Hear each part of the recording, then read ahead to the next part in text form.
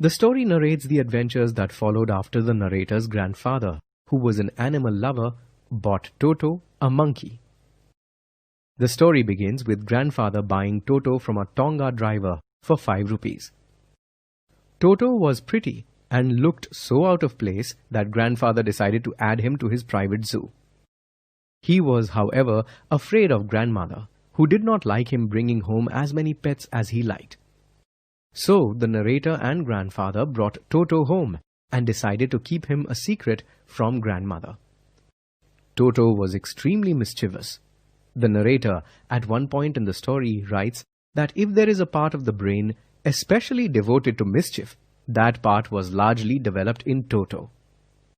Toto, on his first day, ripped open the peg to which he was tied, shredded the narrator's blazer, and tore up the wallpaper that grandfather had chosen for the walls. Toto was then transferred to the servants' quarters, where he lived with the other pets. Usually, most of grandfather's pets got along well with each other. However, Toto kept all of them awake at night. To prevent further such issues, grandfather decided to take Toto with him to Dehradun. However, the journey was not the one grandfather was expecting. He and Toto made it through most of the trip without any incident, but at the railway turnstile, Toto suddenly poked his head out of the bag and scared the ticket collector. The ticket collector thought Toto was a dog and charged poor grandfather 3 rupees extra. Grandmother finally accepted Toto and gave him a comfortable home at the stable. His companion was their donkey, Nana. However, when grandfather came to the stable to make sure that Toto was comfortable, he saw poor Nana struggling because Toto had jumped on her head and bitten her ears. Toto loved the warm baths that grandmother prepared for him. It was a treat for him. He would expertly check the temperature of the water and then enter the bath 1 foot at a time. Then he would soak and soap himself.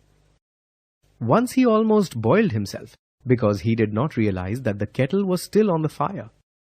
He was saved by grandmother, who pulled him out of the kettle just in time.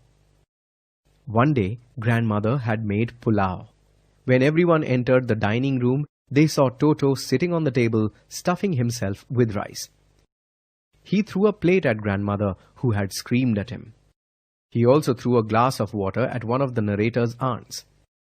Then Toto jumped out the window with the dish of pulao.